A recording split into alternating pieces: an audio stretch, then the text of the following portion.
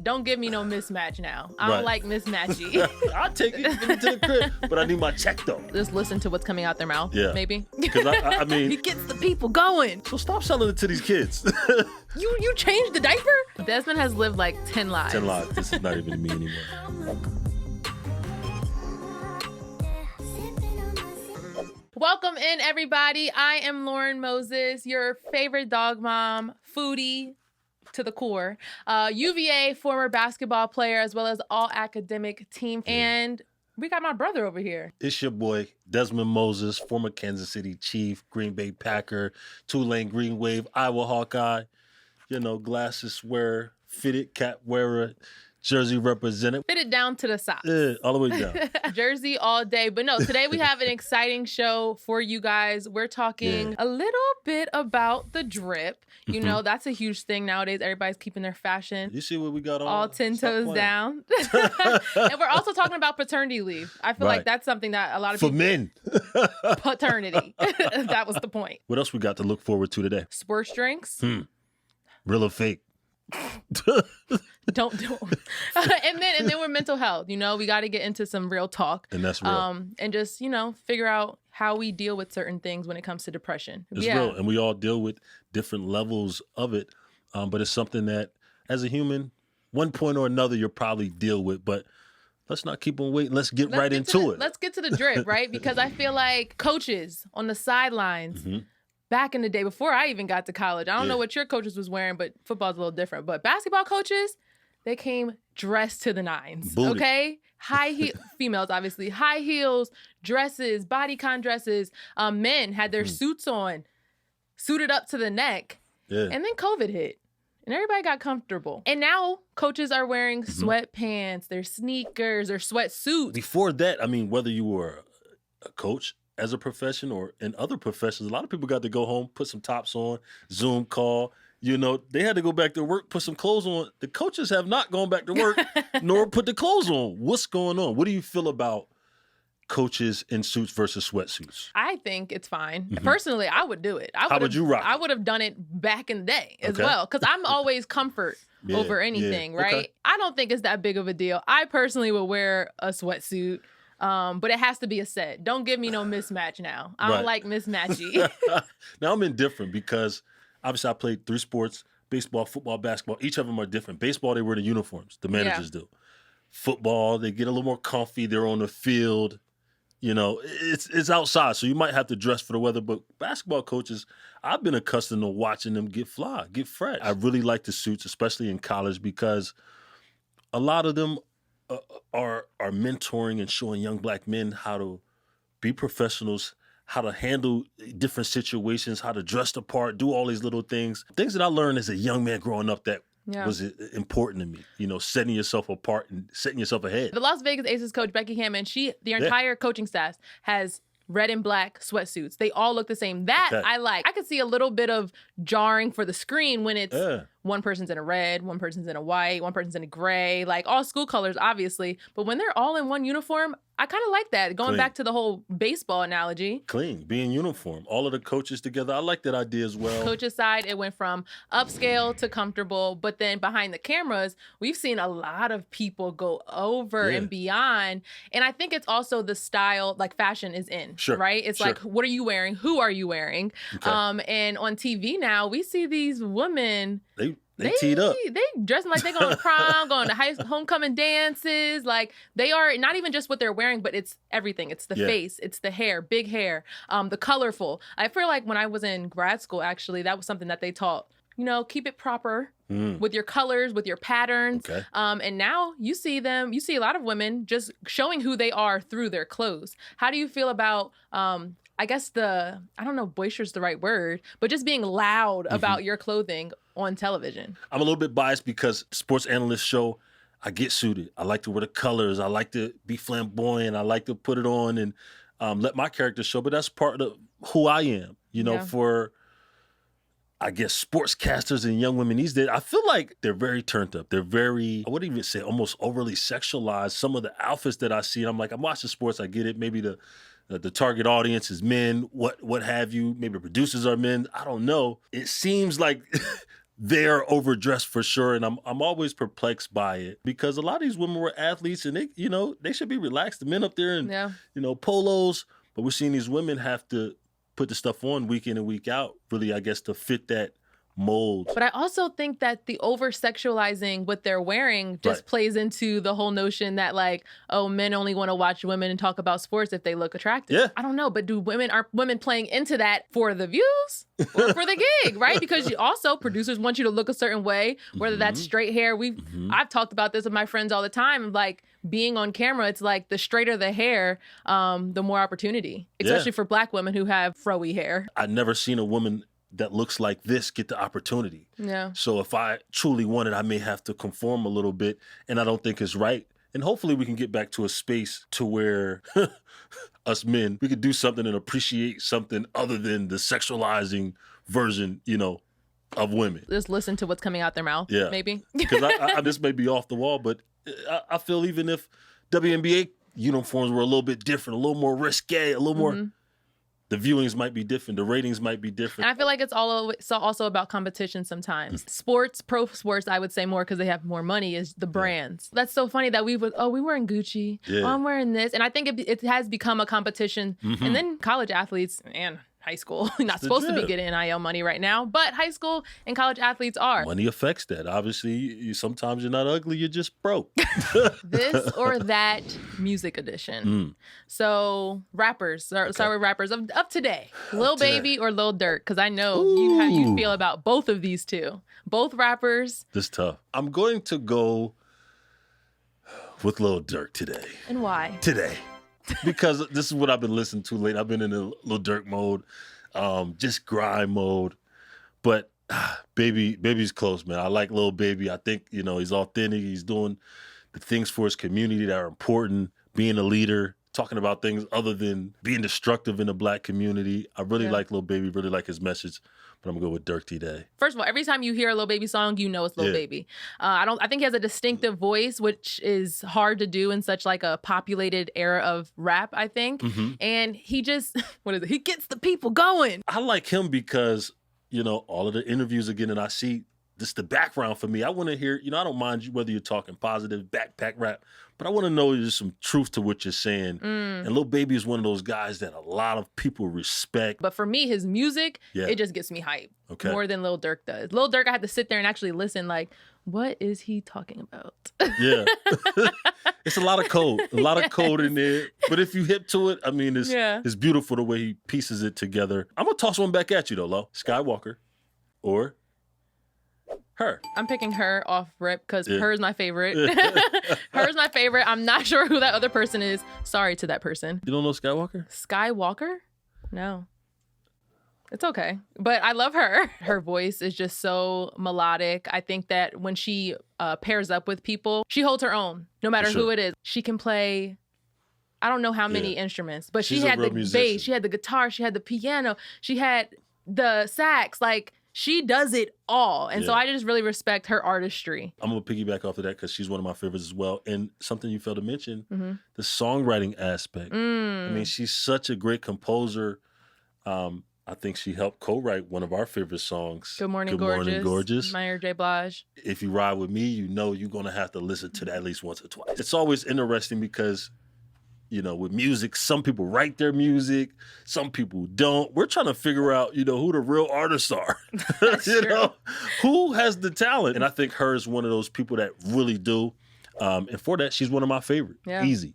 We talked enough about the ladies. Now let's switch it over to the guys, the dads, girls, dad, boy, dad. Obviously, the moms, they take maternity leave when they are getting ready to have a child or are after they have the child. And it's usually around the 12 weeks area, paid or unpaid, depending on the state that you're in. Every state is different.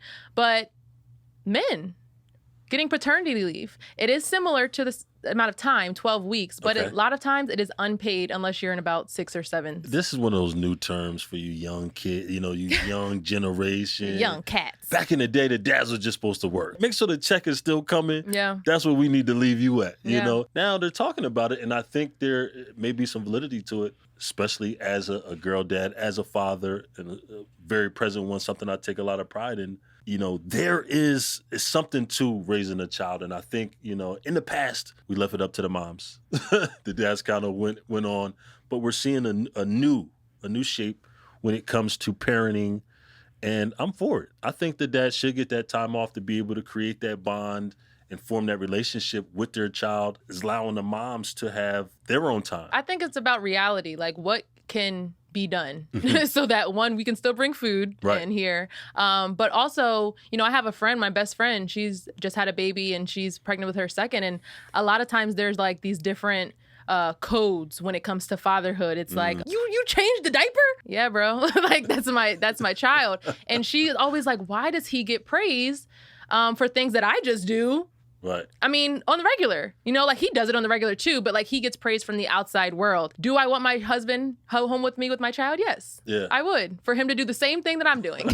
But even postpartum comes into play when you think about the father being home as well, because women have a lot to take care of on their body, their physical body, let alone the household, let alone the child as well. And I think that the father being home could just help. What about to the people who say child's only 2 weeks, 3 weeks old? Yeah. How is that really helpful in the relationship? Well, they're little sponges. It's something, it's a feel, it's an emotion. Children are little beings and they're so, they're brilliant. Yeah. The things that they can take in, even when we don't know. And that's what we need to stop doing, is discrediting children as though they're not going to take things into a certain space. We need to respect them as humans. Yeah. From that age all the way up. Do you see the differences in your daughter, Naomi? Oh, yeah. Pooh.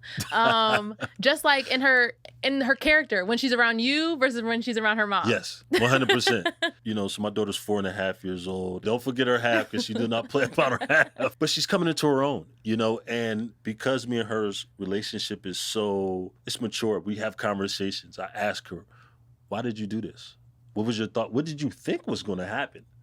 And to let her go through these thought processes, help her. There's a difference. Dads are more into the development overall, and I think moms are the nurturers, which, again, for a healthy child, you need both. You need both. Neither is more important than the other, but definitely valuable to have both. Last point on that is be present. I feel like sometimes, being there is cool, because sometimes, you could be doing something and your child is think, oh, my dad's busy, or my mom's busy. Yeah. And we'll end with this, because I got the greatest compliment the other day from Naomi, who's my child. Aww. She said, Dad, do you work? And I'm like, I kind of look around. I'm like, I need to take this child to work with me. I don't want her to think money grows on trees. But the time that we get to spend is so intentional. She never really gets to see me work too much. I kind of work around her schedule so that we can spend that time and really bond like that. So shout out to the dads and the moms out there. Give us some maternity leave. I'll take it, get it to the crib, but I need my check though. Yeah, definitely paid. Active pay, please. Family needs the bag. Moving on to our training table. Aside from food is great. We love that. But these drinks. It's Gatorades. You got the Powerades. I taste it and I get older. I'm like, I don't know if my taste buds have changed, but it tastes like sugar water. No, it is. Am I missing it? What's going on? No, it doesn't even taste like water anymore. Back in the day, Propel used to be my favorite. I don't even know what Propel is. I really just think it's flavored water. Okay. I'm not sure. But they just had a lot of flavors. So I love that. But Gatorade, for me, I used to drink it when I was practicing and stuff. I remember AAU, I would always drink Gatorade. That was your go-to? That was my go-to. But probably like around my junior year, my last season of AAU, on my way home after practices, my stomach, it wouldn't feel like I had to use the bathroom or anything like that, but it would just be like knots. All throughout my stomach. I don't care for any of it. I think it's all sugar water. I think it really used to have some of those benefits that they talk about. I think they just spike electrolytes. Little electrolytes in there. But is it a scam? You know how much money they bringing in? Big money. Billions. Big money. Big B's. Big money. Right up next to soda. I mean, let's talk about it, because the kids are the one that's drinking this stuff. Most pro athletes, they have formulas. Gatorade came in and actually tested each player's body composition, the makeup, see how they sweat, see how much hydration they're putting off so that they can replenish them. Each guy had their own makeup of Gatorade. So it's not like the generic where you go out and, this is Travis Kelce's deal. Okay, you got Derek Johnson's, here's your Gator. Okay, here's Tom Ali. This is your own mixture. So they're not drinking the on the market, off the shelf. Yeah. So stop selling it to these kids. You don't need that much sugar. Yeah. But what do you think about the salt? Because electrolytes essentially comes out to salt. Yeah, salt is supposed to help with hydration. They're always sold so well. It's really, honestly, sports drinks are science and marketing. but a whole bunch of marketing. LeBron Jameses, the Steph Currys, like, can they get the biggest athlete on their bottle, on their promotion, in their commercial to sell these things? But performance-wise, do you think it is effective? I think you can say that it gives you a sugar rush. But that's the same thing, you know, when I was in college, they told us that beat juice. Drinking pickle exactly. juice. It's always going to be something serious. Yeah. A little segment we like to call the fundamentals. Fundamentals. It's for the mental, baby. So as athletes, I think that mental health is beginning to be something we talk about a lot, but depression is the big dark cloud, the scary cloud that people try to hide from, not talk about, not share experiences about. It's tough. It's ugly. It's an ugly word. We don't even like to say it. I know. You know, but it's a real word.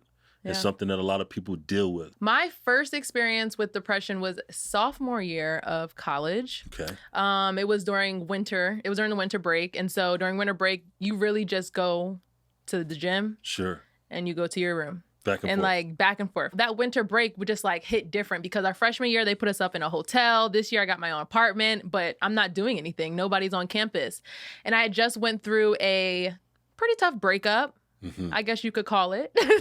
And it was just like, I was just trying to figure out, who am I? Right. Like, what am I doing? Like, why does this affect me so much? And I think my biggest thing with the depression was just like my lack of control over how I felt about the situation. Unhealthy cycle of why can't I control my emotions? And then two, I'm eating so much and now I'm not happy with the way I look. How long did this go on for? What was this period like for you? I think it went until our first game back. I want to say that it started in December, early December, that first or second week of December. And then probably around my birthday. Yeah, which is January 10th. Sure. I didn't do anything special to get out of it. I just cut everybody off. Like, I wouldn't talk to people. I wouldn't tell anybody what was going on with me. I just like played basketball. Eventually, you know, got over it. And then another time was a whole identity crisis after playing basketball and going to grad school.